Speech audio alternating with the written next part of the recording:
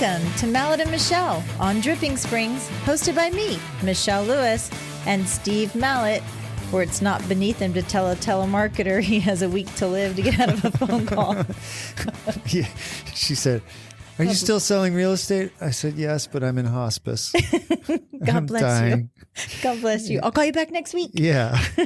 And Michelle Lewis, who is a wonderfully nice person until she's not. That is going to be on my epitaph. When you turn the corner on somebody, you turn the corner. I can't help it. It's that Texas. I guess so. Yeah, you're like, oh, they messed me over. There's no coming back from that. There she is. Yeah. There she is. Hey, did you hear about this girl from Dripping Springs High School, Faith Wiley, that went to the Deaf Olympics as a soccer player? I'm so proud of her, and I'm trying to somehow get her on. Yeah, love to have her especially in the summer, so before she goes off to school. Yeah, she went to the the Deaf Olympics, and she's a senior at the Dripping Springs High School. So so she's graduated. Yes. Yeah. It was in Brazil, and they won the gold medal, and she scored the only goal in that game. Wow. Where they won the gold medal. That's pretty impressive. Yeah, Faith what an Wiley. experience. Congratulations. For her. Yeah, I know.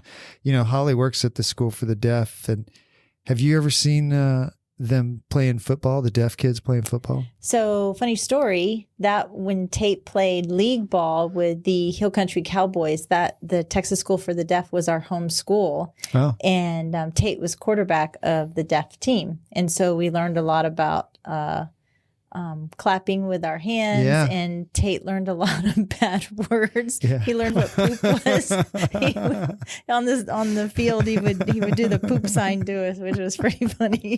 That is funny. Yeah, but they when they hike the ball, because the kids can't hear any signals, they have this great big drum, and a kid on the sideline hits it with a baseball bat. Have you ever seen that? I saw something like that. Now, when Tate played, they had certain hand signals they would use, and on the sideline they would hold up cartoon characters or something, and it would tell them what play we're going to do. Yeah, I saw him practicing once when I was picking Holly up from work, and it's a drum, one of those. It's like 5 feet, 6 feet tall, huge drum. And this kid like steps about 4 feet away from it and gets a running whack at it. Just boom, hits that drum. And I guess they could feel the vibration, and that means snap the ball. Maybe I need to do that when I'm trying to get your attention. You probably should. Just hit the drum, not me. Don't hit me with a baseball bat. Oh, darn it. I thought I could hit you. No, run I don't want start. you to hit me with a baseball bat. Okay, I won't. So is it hot enough out there for you? It's very, very hot, and this is the time of the year when you really regret having leather seats in your car. Oh, yeah. And but I also am very grateful that I have AC in my seats that blow cold air up. Don't you feel like you peed your pants when you turn those on? You know what? You're already sweating from head to toe. True. So yeah, I don't just regret having leather seats. Sometimes I regret living in Texas. It's so freaking hot. Yeah, it's very hot. And I was doing a little digging about that. The hottest day, the record for the hottest day in Texas was in August of 1936, and it was in Seymour, Texas, and it was 120 degrees. I just can't even imagine. 120. And normally in Austin, we don't get above 100 until around July 4th weekend. I know. So we're really well above or ahead of the curve right now. We just actually haven't hit summer yet. We're still in spring. Are we? Yeah, it's 21st, June. Oh my gosh. Well, it's hot out there. Austin's record, and I was living here during then, Austin's record was 112, and it hit those days on 2 days, August 28th of 2011 and September 5th of 2011. But 2011 holds the record for the number of 100-degree consecutive days. That was in the middle of that drought, wasn't it? They said it coincided with the drought, which is kind of like what we're having right now. There were 27 days total, July 17th through August 12th of 2011. But within the dates of May 25th to September 29th, leap year, leap day. There was a total of 90 days within there of 100 degrees. So crazy. So last year was not indicative of a Texas summer. I know we had a very mild summer last year, didn't we? Mm-hmm. It was, I remember it being very pleasant, almost into like late June. And all the rain that we had, and it's going to start getting very crispy out here. So you guys have to be very careful about your throwing pets. your cigarette butts throwing out your the cigarette window. butts, taking your pets Take outside. your pets, don't leave them outside all day long where they don't have shade and access to water. Chickens will die if it gets too hot. And the heat index, so if it's, I think this weekend they said it should be like 104 or something like that. So, you know what the heat index is? I don't really know what it is. Is it like, is it kind of like the freeze? What do they call it? The wind chill? The wind chill. Is it kind of like what it feels like? Sort of. Yeah, it is what it feels like. So it's a calculation, and it's the temperature. Somehow, I don't know. It actually doesn't even tell me the formula, but it's something to do with the temperature and the humidity. So the higher the humidity, so at 90 degrees with 50% humidity, which I guess would be like maybe Arizona-ish, and actually that's probably too high humidity, that would feel like 95 degrees. Arizona's a dry heat, remember? Yeah, it's a dry heat. It's a dry heat. Right, whatever. And 90 degrees with 70% humidity, which is what we had yesterday when I ran, that feels like 105. So the same air temperature, but with higher humidity, the feels like will go up. And apparently that has something to do with your body cools by sweat evaporating, and the higher the humidity, the sweat can't evaporate, right? Because the air's filled with water. And so it feels a lot hotter than it is. So I heard also that so Texas could be doing some of these rolling blackouts again to kind of keep up with the demand. And they talk about, within certain times of the day. I had heard that, that they might be doing that. There's also going to be more water restrictions because of the heat. And apparently in the Hayes Trinity Groundwater Conservation District, if you have a well, they've already requested that you reduce your consumption by 20%. And the next level is 30% and then 40%. We've done it already just by being empty nesters by 50%. Yeah, probably 75 with Probably Kindle. 75, yeah. I don't know if you remember, I think it's been about 10 years ago, Hayes County, or the Groundwater Conservation District, was trying to get every well in the county to put in a meter so that they could track how much water people were using. Yes. And boy, there was a big uproar about that. I mean, that's your water. Yeah. I mean, that's what. Regulate. Yeah, I know. But it's hot out there, and be aware. People think that they can go out and work in their yard all day. There's heat stroke and heat exhaustion. Heat stroke's nothing to mess around with. Heat exhaustion's bad, but heat stroke, man, you can die from that. Your body temperature gets above 100 degrees, you can die from that. I experienced something like that, and it was awful. And it was awful. It catches up with you quick. You're sweating and you're drinking a little water and you're feeling good. And then all of a sudden you get a little dizzy and you're like, whoa, you've overdone it. Yeah. So you need to find a cool place and drink some fluids and cool yourself down real quick. Get in the pool, somebody's pool. Yeah. Make sure you know them if you're getting in their you're pool. All sweaty and dirty. I'm going to jump in your pool. Yeah. Did you hear about this isn't really a Dripping Springs thing, but the city of Austin just approved what they're calling a guaranteed monthly income pilot program. What the hell? Yeah.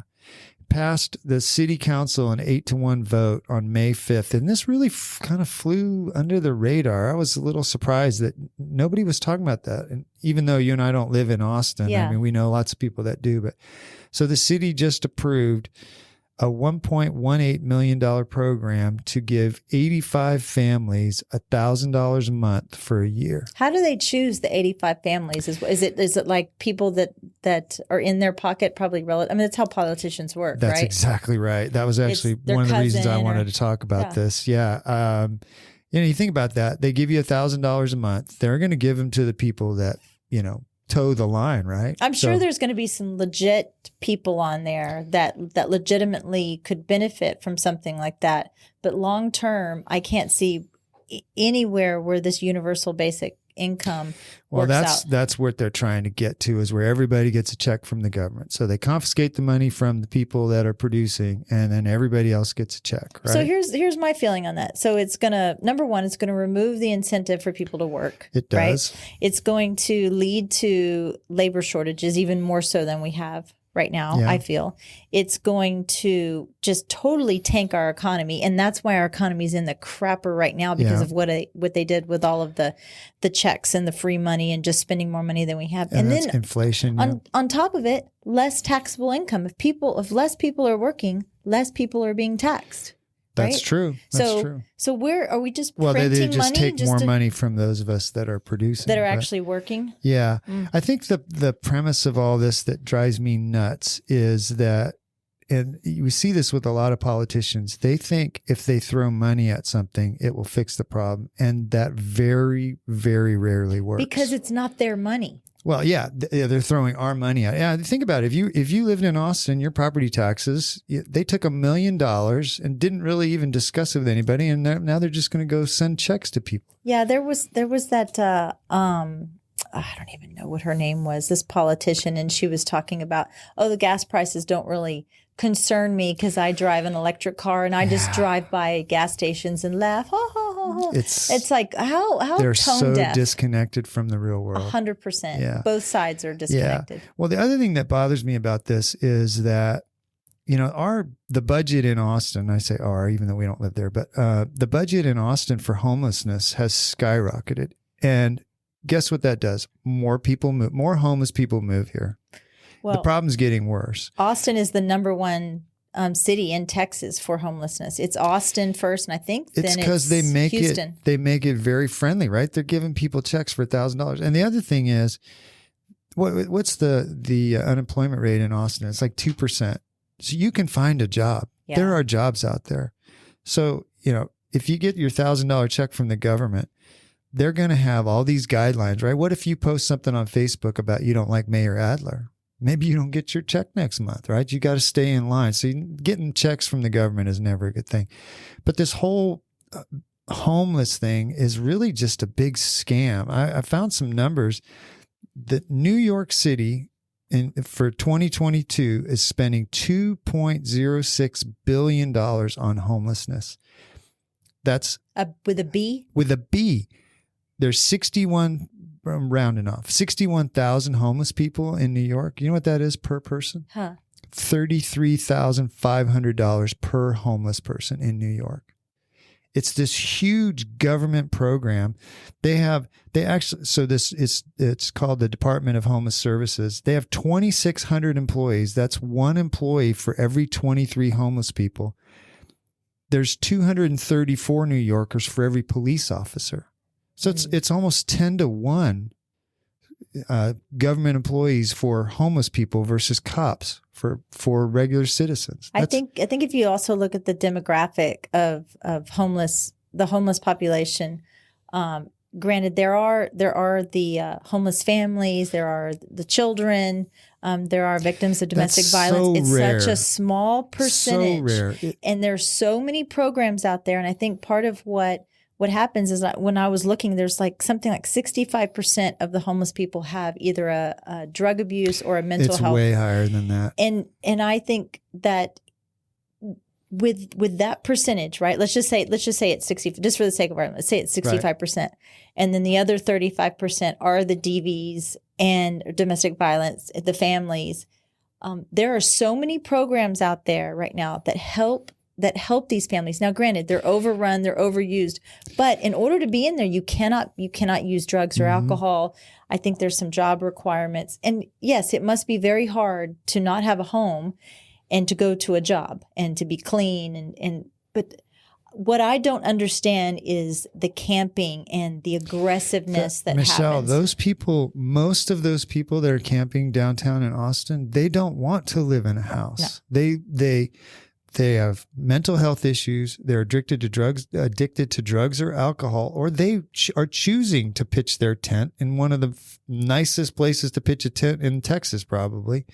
They have a nomadic lifestyle. This is throwing money at them and trying to get those people in houses is not fixing the problem. Well, and panhandling is illegal in Texas, but most counties treat it as more of a nuisance than an illegal activity. Remember, I was telling you a couple of weeks ago that the homeless guy, he came up to my car and he was going to wash my windshield, and I was like, Abraham Lincoln. Yeah, homeless Abraham Lincoln. And I said, "Don't touch my car! Don't touch my car!" Here I am, a woman in my car at a light. I'm up by Anderson. Like, what recourse do I have if this guy jumps on my car and touches my car? And if you'd have gotten out of your car and yelled at him, you'd have probably been arrested. But the whole thing, it's not a mental health. I mean, it's not a homelessness issue. There's plenty of places for people to live. There's plenty of jobs for people to have that could, $1,000 a month really isn't going to do it. You need to have a job. People need to have jobs. And there's plenty out there. Have you heard of the fake violin scam? No.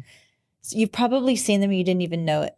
So like it's popping up all over the country, like big box stores, Walmart, Target, Costco. And somebody will sit there, usually a gentleman will sit there with a speaker, with a violin, looks like he's playing, but it's pre-recorded with a family there. And it's this fake violin scam. Yeah, that goes, and it looks like he's playing the violin so beautifully. It's a total scam. It's pre-recorded. Wow. And this is almost like whenever I see that, I always think that person's pretty smart, and and they've come up with a plan to make money. Why don't they just go get a real job or start a company? Or I mean, they're obviously motivated to get out there and do something. I don't understand. We had a family out here at the HEB parking lot. I know a couple of weeks ago I saw on Facebook that they were talking about, and it was a mother with a couple of kids. I have seen that same family at Costco. I've seen that same family at the Brody. And what she does, and it's disgusting. And she should have those children taken away from her. Yeah. I'm sorry. As someone who used to work with Child Protective Services, she should have those children absolutely taken away from her. And she just pops from big box store to big box store and begging and using her children as pawns. She posted something on Dripping Springs Neighbors, and somebody called it out as a scam. It's a total scam, because then they get in an Escalade or whatever they get into and they drive off. Yeah. Well, I mean, it's a way for them to make money without having to have a regular job like all the rest of us do and pay taxes. It goes all back to what we were talking about last week when I talk about the exploitation of children. It's like, you know what, be a scumbag all on your own, but don't pull your kiddos into it. Yeah. But you know what, I kind of wrapping that up, the homeless thing, it's a fake political term, really. It's not homelessness. It's really a problem of mental health, drug abuse. People that don't want to live in houses, and throwing more money at it. And man, we are throwing the largest percentage of people. Yeah. Like that. Yeah. Not everybody, but it's a very small percentage of people that they lost their house and they don't have any place to live but in their car or in a tent. That's a very small percentage. Most of these people, their lives are a shambles, and they're choosing that lifestyle, or they're drunk or high all the time and can't take care of themselves. The problem I have is our politicians. They're like a monkey with a hand grenade. They're just running around causing chaos, and people are scared, and they're throwing money at stuff, and none of it is working. And none of them are trying to come up with any better ways. If you look at this, how much money in New York City, $34,000 per homeless person, you could put that person in counseling for 5 years for that. Yeah. You could go and buy them some clothes, and you could pay rent in a house there's so many things that could be actually done, and paying for 2,600 bureaucrats to run this Department of Homeless Services. And it's not to say that there isn't a large population also, even here in Dripping too, of the working poor.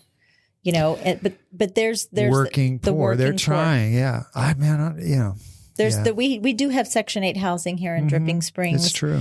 Public housing and whatnot. But I mean, as a testament to Chuck, who was on our podcast a while ago. No, I the way our community steps up to help people in need is fine. What I don't like is these politicians stealing money from people, taking extra money from people just so that they can dole it out and not do any good with that. No good is coming out of most of this. Most of the cities that have these huge homeless budgets, more people move there because then the crime increases and safety. It's not near as safe downtown Austin as it used to be.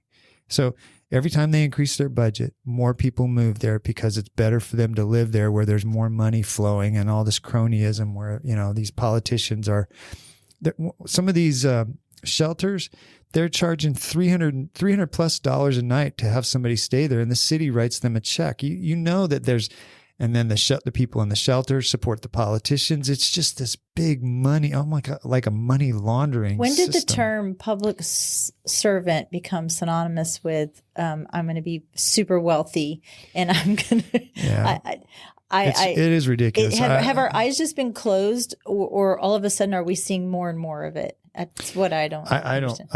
I see very, very little leadership anymore where the politicians, the people in charge are actually trying to make things better for the people that live where they live. They all have these agendas. Right, I know it's sad. I mean, luckily and unluckily, but luckily we live in Dripping Springs where we're a little bit insulated from some of this stuff. Our cities run very well. And, we're surrounded by people that for the most part are very wealthy, but the cities that are struggling, they're doing the leaders there are doing all kinds of things that are making it worse. Well, look at the Valley. I just saw yesterday that the Mercedes ISD superintendent was arrested for stealing money out of No way. Yeah, I was like, it's been going on for years and years, but it's funny to finally have these kind of news media vigilantes. If you start thinking about how much waste there is, we've talked about it before on the show, these school districts, they're like, oh, hey, we still have $53,000 in our budget. We have to spend it or else we don't get it next year. That whole mentality is just like, it makes my brain hurt. Yeah. It's like, no, we'll give it back to the people. If you take all those $53,000 shortages that people have and put it all back together, we could all get a reduction on our next year's taxes by, thousands of dollars maybe. Yeah, I know. Isn't that the truth? Anyway, who's coming up? We're having Erik. Turcotte. Yes. From Turcotte Butchers. I don't know if I'm saying the last name right. I'm going to ask him. I hope it's Turcotte. Turcotte? Turcotte. I don't know. Erik. Yeah. Is it Turcotte Butchers or is it and Deli? Yes. Yeah. And it's really, really good. Yeah. I've been there a few times. It's really good. It's really good. Yeah. I'm actually really interested to hear about how he got into this and the line's out the door half the time. I know. Yeah. How do you get into the meat business? What draws you to the meat business? The meat man. The meat man. Well, everybody sit tight. We're going to take a little break and get Erik in here, and we'll see you in a second. This show is brought to you in part by the Mallett Integrity Team, serving Dripping Springs, Austin, and the surrounding areas of Central Texas since 2004. When you need the best real estate advice and service, give them a call at 512-829-2062 or email them at mallettintegrityteam.com. Well, welcome back. We're here with Erik Turcotte. Perfect. I said it right. Turcotte. Welcome to the show, Erik. Thank you. Thanks for having me. Yeah, I know you had a busy day over there. Yes, sir. Every day is busy. Lunches are pretty much crazy. Yeah. The line is out the door of your place. Yeah, usually we have 3 or 4 people sitting at the tables outside trying to get in there. So that's crazy. I ain't complaining. That's for sure. Dripping's been good to you. It has. It's been really good. Yeah. For sure. Me and my wife. And when did you guys open? May 2nd last year. Okay. So just coming up on... Just past a year. Just past a year. Yeah. Wow. And what a tremendous response you've gotten from the community as well. People just rant and rave of how wonderful you guys are. And I've eaten there numerous times. So that's how I've got you to get on the podcast. Yeah, I've always wanted to be here in Dripping Springs since we've actually moved to Texas. When I was working for Salt Lake during the pandemic, we actually set up a food truck at the corner of 12 and 290.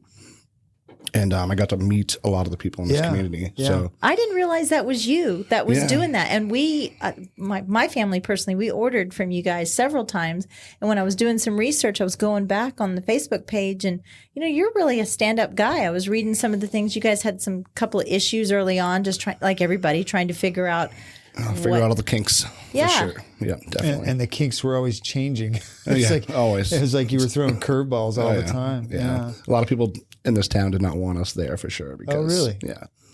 I mean, Salt Lake is a gold mine. You know what I mean? Right, a lot of people right. go over there, they make a lot of money, and they wanted, how did we get that spot or whatnot? Right. But I kind of reached out to the community and kind of talked to them about that. And I was like, hey, it's just me here. I'm trying to, raise my family. It's not has nothing to do with Salt Lake. You know what I mean? So I read that for sure. And I think, right around that time too, restaurants were closed and we were trying to get everything was takeout. So here in this community, we were kind of slim pickings. Correct. So explain that to me. So it was a Salt Lick food truck, but it wasn't the Salt Lick? Oh, it was. Oh, it was. Yeah. Oh, okay. Okay. Yeah, we smoked all their meats there and made sandwiches, etc. Okay. For sure. All right. So do you live in Dripping Springs now? We live in Buda, actually. Okay. We originally lived in Driftwood, right off of Ranch Road 12. So. Okay. And then when did you start working for Salt Lake? As soon as we moved here from New Hampshire. So I actually applied like 2 months before I even moved here. Did you know about Salt Lake? My wife had told me about it. She lived here in Austin about a year before we actually met, and she actually moved back home. And she was telling me, she's like, "Oh, just apply right now. We're leaving May. When we leave, May 25th." And I think they called me like June 2nd. They were like, "Yeah, we're here." I'm like, "I'm almost in Texas." Almost there. Yeah. Wow. Have you always been involved in kind of like the food service industry? Is that your background, your career background? Yeah. When I went to high school, I went to a trade school. So I had many choices to choose from, from automotive to painting to HVAC to, culinary arts. And that's what I took. Yeah. It seems like you definitely have a gift. And so you moved here, you started up the Salt Lake food trailer, and then that gig kind of ended, and you and your wife decided, you know what? We love this community so much. We want to plant some real roots here. And you opened up. Exactly. And how did was this just a pipe dream, an idea that you had, and you're like, let's see if we can make this work, honey? Well, since I was 11, I think I've always wanted to open up my own restaurant somewhere. I had a vision with one of my best friends, who's the best man at my wedding, talking about buying a golf course and opening a restaurant. That was my goal in life. Are you a golfer? I am. Oh, yes. Okay. Love to play golf. You're not our first golfer. Yeah, we actually had quite a few. I'm not going to say it. Don't worry. Okay. I'm not going to say. Please don't say it. No, I'm not going to say what Steve used to do. Erik has no idea what we're talking about. Go ahead. But yeah, that was always been my goal, was to do something with food for sure. Yeah. Well, man, you took a pretty big chunk there sign a 5-year lease, and you did all the improvements. That's a pretty big step off. Yeah. I mean, obviously it was in the middle of COVID. So everybody was like, "What are you doing?" I'm like, "I got this." Trial by fire, for sure. For sure. Yeah. And I mean, I had a feeling that they were going to kind of loosen up the laws a little bit. And when we opened, it was like perfect. Yeah. And so you also, in addition to being a delicatessen, you also offer just tremendous cuts of meat and your butcher services. Tell me about that. Like, did you know anything about that truly before you, or I guess working at Salt Lake kind of helped you? Yeah. I mean, I can't say I was a full butcher back home, but I mean, I know what I was doing, it's just something you just learn on how to cut meats and stuff like that. Yeah, absolutely. Salt Lake definitely helped me learn that as well. That was actually one of the questions I had for you is, do you have to go to school or something, learn to cut all these meats, or you just picked it up in the years that you It's were? called meat school. Meat school. Hey. I'm sure there actually is some kind of school out there's there. got to be, probably, right? Right. But I kind of just picked it up. Yeah. I mean, that's kind of what I wanted to have. I mean, obviously I wanted to have, serve sandwiches and stuff like that. But, there's a need for that in the community. It's like a good butcher shop where you can call in and, if there's something you need, like a pig or, a ribeye or whatnot, and, you can't find it at. I can call you and say, "Hey, Erik, I need a pig." Yeah, I'll get it in 2 days. No problem. Really? Oh, yeah. I've Hey, done it plenty of times. Wow. Called meathead. Just curious, how much does a pig cost? Well, it depends how big you want it. An average 60 pounder. Hey, is Erik, probably about, ring. Hey, Erik, I need a big ass pig. How much is that going to cost me? You go let's say ahead. like a 50 pounder for like $300-$400. You So go that's ahead not and bring bad, the whole And it's pig. cleaned and ready to go. All you got to do is put it on your pit and you're smoking away. So. Yeah, you go. There's two things right there that he just said that Steve does not have: a pit and a pig. That's true.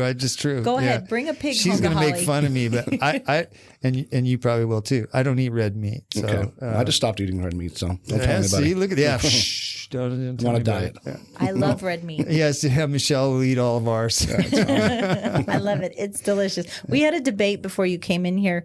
We were talking about chicken and beef, and I said beef is meat, and he goes, no, chicken's meat too. And I said, well, but meat is synonymous with beef, right? For sure.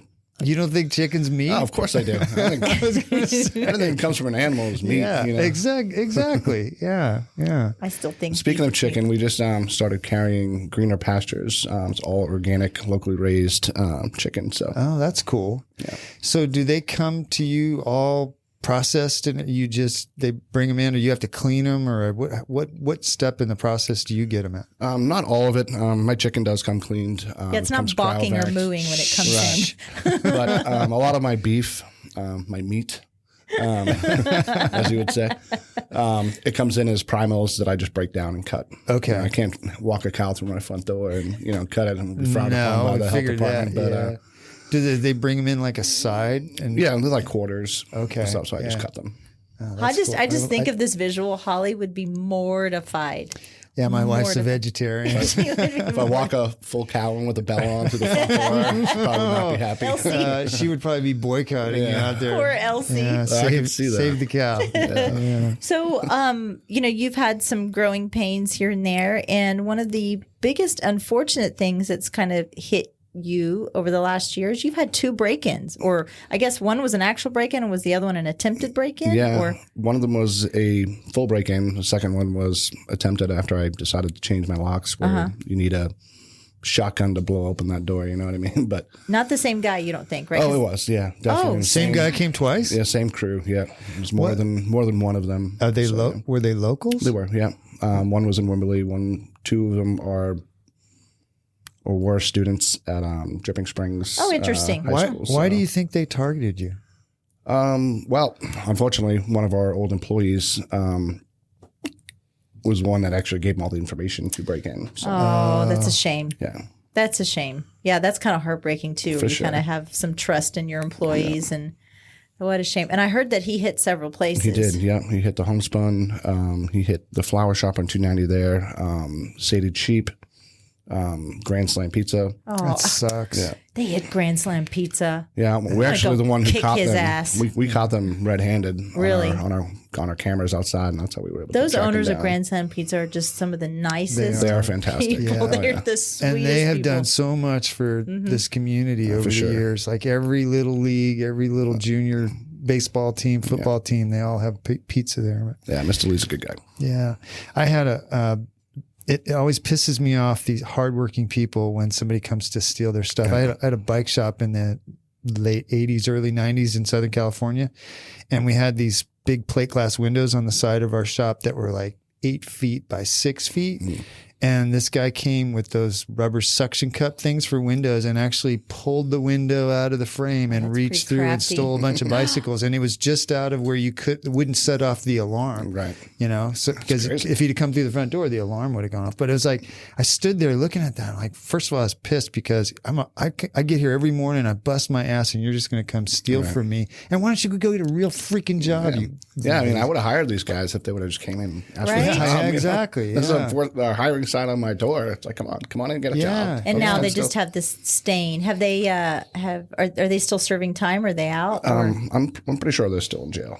Well, good. They deserve to be. Absolutely. We haven't had much crime like that in this town. It's unfortunate. This town's just growing by the numbers, so you're going to see a lot more, I would imagine. Yeah, it's unfortunate. Yeah. What do you find right now is the hardest part of owning your own business? Time with my family. I mean, I'm working, 7 days a week. I finally just got Sundays off, so it's good. So I'm spending some more time at home. The balance Yeah, between work and balancing. home. Are you right? guys Sure. open 7 days a week? Oh, yeah. Oh, wow.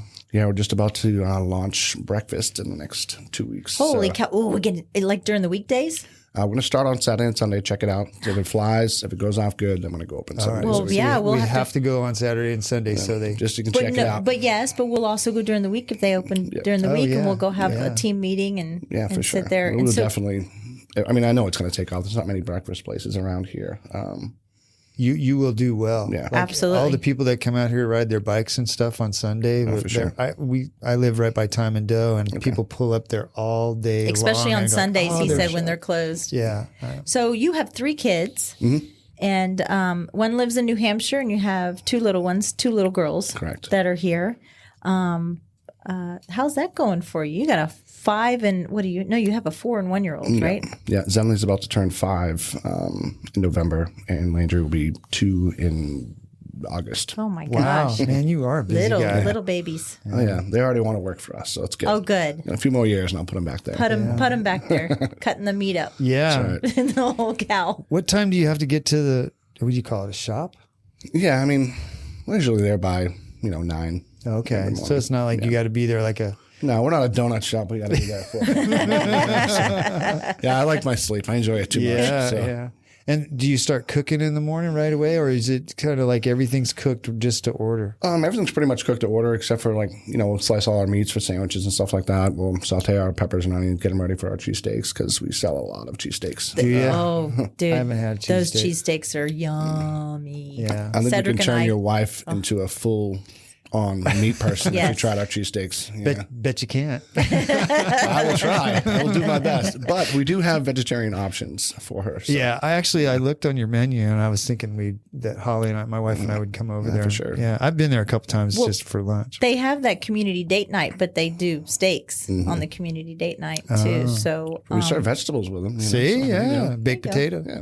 she can go out with Elsie in the back before they slaughter her. Stop it. Tell me about that. Are y'all still participating in that Peyton Heart project? Yeah, y'all we have- just signed up with them, with David, for this month to do a pint for Peyton for the next for this whole month. So And so, kind of give us a little Yeah, backstory on what what's that is. about? sure. So you come in, buy a pint, and all proceeds are donated to his charity.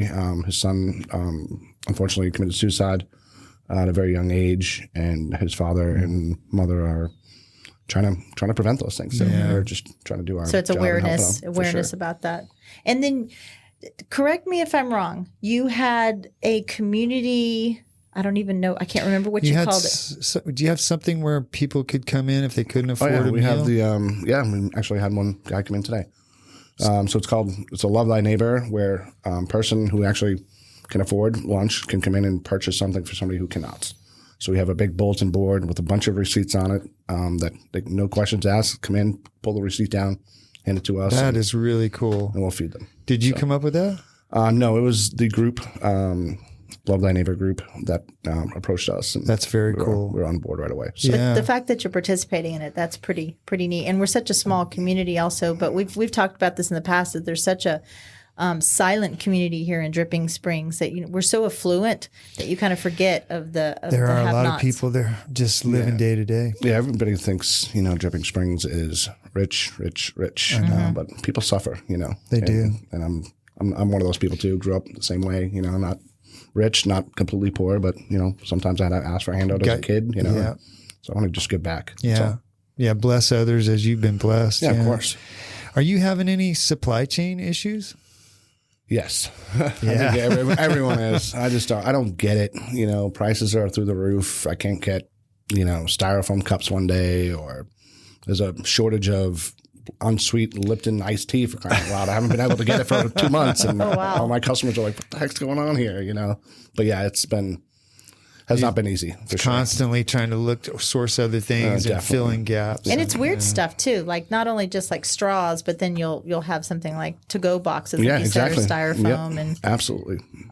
maybe y'all should do a thing like where you bring your own cup. You get like 25 cents off or something like that. Here, bring your own Buy a cup. pint like 12 Fox does. Yeah, there you go. yeah. Pour it and pour your own cup. What are meat prices doing? Are they being affected by this economy too? Oh yeah, the price of beef has tremendously gone up. I've got a really good supplier, so it hasn't been that bad. We primarily use K&C Cattle Company out here in Austin for all my beef. But yeah, everybody's taking a hit. It's gone up, gone down, gone up, gone down. Yeah, I haven't seen much of it going down. That's for sure. But do you know why it's going up? we're going to get political here because I can definitely do that. You can talk about whatever you want, Eric. No, I just the way the country's running right now. Yeah. For sure. You know, it's unfortunate. Yeah. You know, just like gas. Yeah, I know. Every time. And I was talking with a friend of mine today. It's like, you can't get away from it, right? Because you have to fill your tank up every 3 days. You have to go to HEB every couple of days. Like every time you go put that credit card, you're like, oh, damn, $100 for a tank of gas. What did you tell me today? I don't even look at it anymore.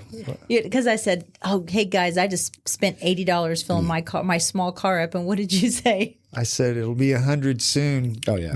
Go buy an electric vehicle, you whiner. Yeah. I would never do that. I love my truck too much. That's right. Exactly. Yeah. I'm going to do it out of principle. I just go there and just, when it clicks off, I just get back in my truck, close my eyes, and I'm gone. I'm not even thinking about the prices. There's nothing you can do about it. You just got to pay it to survive. You know? Yeah. Oh, yeah, for sure. And what makes some meat better than others? Well, it's the quality of the meats. You know? Shut up, Michelle. You get a prime between prime and choice meats. We also carry like a line of Wagyu, which is top of the line beef. You know? Okay, and it's all how like the animals are treated. To be honest with you, is that right? For like, let's talk about like Wagyu. Okay, now there is a process how they treat their cows. There's like no stress, nothing involved, and it produces the best meat out there. Is it because is it the best because it's marbled a certain way, or because it's the marbling? It's marbling. Yeah, Wagyu has an intense marbling. They age it longer. It's more expensive, a lot more expensive, but it's probably the best meat. Yeah. So it's no stress meat. Yeah, exactly. I couldn't be if I was a cow, I wouldn't be a Wagyu cow. Yeah, no, you would be. What's the cheapest cut? The choice. The most stressed. Yeah, okay, probably the choice. Michelle would be the most stressed. The choice. You said aged. It's aged. What does that mean? Aged beef. Well, for instance, I do carry a non-local aged meat. It's a 28-day dry age. It's based out of Chicago, which is really good meat. But it's just how they process it, where they hang it, whether the temperature of the meat, where they put it. So it's generates. I know. It's I'm not probably. old meat, You probably aged think I'm an idiot. Yeah, because it's like we hear these words all the time, right? It's like, oh, aged beef. I'm like, well, that sounds really good. But then I go, well, what the hell is aged beef? So it's hanging in a cooler or something. Correct. Okay, and it just hangs there, but the meat softens or something. You're aged beef. I'm choice beef. Yes, that's right. Well, for instance, like there's a great place. It's kind of like a speakeasy. You really don't know about it. It's right off of Fitzhugh, down by all the breweries to the right. After Treaty Oak, and they have a lot of aged meats in their coolers. It's from salami to pepperoni to different types of hams. It's just the way they process them and how they hang them. And you want to check that place out. Where is this place? Okay, it's off of Fitzhugh. You're never going to see it because there's no sign there. Okay. But it's all the way at the end where you can't turn around anymore, and all the little breweries over there. Okay. I won't. Just smell the meat. I can't tell you anything else after that because I get in trouble. It's the secret spot. Okay. It really is. I'm going to just follow the beef. Just try it. I'm telling you. Okay. It's amazing. And we're going to try to get them in our shop as well. So. Oh, good. I was reading on your menu. You got jackalope sausage, and alligator pork. And that's alligator, pork, and rabbit. That's what the jackalope is. So do you make that, or you get that? We don't. We have a great supplier in Austin, which is Hudson's Meat Market, who've been around for a very long time, a very big in this community. So if I could make it better, I would. Yeah. But they are great. Alligator, pork, and rabbit. What does that taste like? Chicken. Yeah. Does it? I mean, I mean, most alligators kind of taste like chicken too. So I've never had alligator. I have. I had it at the Cabela's party. Oh, did you? Yeah, it was good. it's different for sure. I mean, it's like good, like if you didn't know you were eating it. It's kind of like lingua. Like, have you ever had lingua before? It's cow tongue. Do you know what lingua is? Oh, cow tongue. But it's so it's like eating Wagyu. It is the best piece of meat. And Are you talking about cow tongue? Yes. And I was eating it. You do? Try it, yeah. For sure. Logan and I were eating it. I have not. No, you eat it when you don't know you're eating it. That's when I ate it, and I was like, I thought that was mountain oysters that you. That's Rocky Mountain oysters. It was so good, but then I was like, what is this? And they were like, lingua, and I was like, well, tongue? All different parts over there. We've got hearts. We've got liver, beef hearts. All that stuff, tripe. Beef tongue. I don't carry that right now. It's something I could. What get. is tripe? It's cow tummy. It's like the intestines of it. But that's that's a lot of like in Mexican. Look, I grew up close to Mexico. Yeah, okay, so you eat every part of. You have tamales. You don't know what's in the tamales. No, that's true. It's very true. Yeah, you have this great big menu. So how do you keep up with all that food? I mean, it's like a 5-page menu. You got a bunch of stuff. Yeah, for sure. I mean, if we know something's running, if we got a couple more days on something, we'll run it on special and, try to get rid of it. And if not, we'll donate it somewhere. Yeah. We just joined this really cool group. Probably butchering it, but something like to go, like from 8 o'clock to 9 o'clock. If there's something we have like left over that we know that's gonna go bad in like the next 2-3 days, we'll run a special on it that night. And it's like a grab bag. Okay. So you come in and like, all right, it's worth $18. Put something together that's worth $18, and we discount it like 50%. Okay. And then they come and grab it and cook it that night. Oh, man, sweet. That's a good way to control waste. Yeah. Yeah, I was going to ask you how much waste you have, but you probably don't have a whole lot. Not a whole lot. Not with lines out the door like he has. Yeah. Definitely not. So do you run out of food sometimes? For sure. Yeah, definitely. Yeah. Most days. Yeah. You were on your website, you talk about your pastrami. And is that something you guys do that's like your special thing, pastrami? No, just, a lot of people, that's just something I brought from back home. I mean, I love pastrami. So, and we get all of our meats from Boar's Head. So they are probably the best top of the line meats you can buy. So. Okay. What I want to know is, what do you think of just living in Texas in general? Like you've been here a little over a year, or like not a year. I mean, you've had your business here a little over a year. You've been here about 5 years, right? 5 years. So what's your overall feeling of being, kind of an honorary Texan now? Of course, you're an honorary. I just bestow upon you honorary Texan because you're selling meat. So I'm going to say yes. You fall in that category. Well, both my girls are Texans, so I consider myself a Texan. So we love it here. We wouldn't change it for the world. And when I was younger, I always wanted to live down south. So it was just my dream, but I didn't dream to be in this heat that much. But but I love it. I hate the cold. I don't miss the snow. I mean, we've had some snow here, but nothing compared to what I'm used to. You know what I mean? So the biggest difference between here and where you grew up, as far as people personality wise, what are you seeing? Well, if you've ever been to Massachusetts, I love Boston. It's like one of my best, most fun places to visit. Would not want to live there. Me too. Same way. They are just rude. Really? Is that right? Me and my wife were just talking about this last night. We hired this new kid. He's 16 years old, and every minute was yes, ma'am, yes, sir, and I love that. That's how I want my kids to grow up. Yeah. Showing some respect. It's those manners, opening the door. For sure. I didn't like it when my kids were little, they were 12, 13, 14, and I had got them to say, yes, ma'am, yes, sir. And then somebody would say, no, don't do that. It's like, no, let them do it. My kid, first of all. Yeah, right. Yeah, let them do it. And also, I grew up not saying, I wouldn't say Steve. I would either say Mr. Mallett or I would say Mr. Steve. Like if I got to know him, it would be Mr. Steve. My kids still do that now as 20-something-year-olds. Like when they first will meet an adult, oh, hello, Mr. Mallett. And then they get to know him. It's like, it's hard to break it. Your kids all still call me Mr. Mallett. That's pretty funny. Yeah, even though they're all adults themselves. They call you Mr. Mallett. Yeah, that's true. That's true. Yeah. You were talking about the people in Massachusetts versus the people here. Who handles your social media? My wife. Yeah. Have you had any instances where somebody's been not so nice to you guys on social media? Of course. Happens. Well, it doesn't happen all the time, but frequently, for sure. How do you handle that? I don't. Yeah. My wife handles it. Just out of respect for everybody, you know what I mean? And just kind of meet them in the middle. Yeah. Make them happy, whether it's, offering them a gift card or giving them money back, Yeah. But it doesn't really happen. This is the age of complaining. I feel like the people can't just go to a place, and everybody's going to have an off day. And you had an off day at the deli. They feel the need to blast it everywhere. It's like everybody, give me an opportunity as the owner to make this right with you before you blast my name all over the place. That has happened a couple times here in this town, but usually the town and people will be like, hey. Oh yeah, they come Knock out it with off. fire. Yeah. Yeah. I what I've experienced is most of the time it's not about you. Yeah. It's not something you did. It's like they want to hurt somebody or Of put course. something negative out there. And so even when you're doing a great job, sure. you know, there are people that complain. I complain about Steve all the time on our social media page, and he keeps deleting it. I don't know. That's right. Because I don't care. Me neither. I don't care either. Yeah, exactly. Yeah. Well, when you're doing a good job like you guys are doing, you can't let that kind of stuff slow you definitely down. not. Yeah. What do you see next for you guys? Obviously, another location for sure. Yeah. Good for definitely. you. Yeah. I would hope in the next year to open something else. Like moving out of that location or an additional Just location? an additional location. Okay. I wanted to. Where for do you, sure. are you eyeballing a certain place?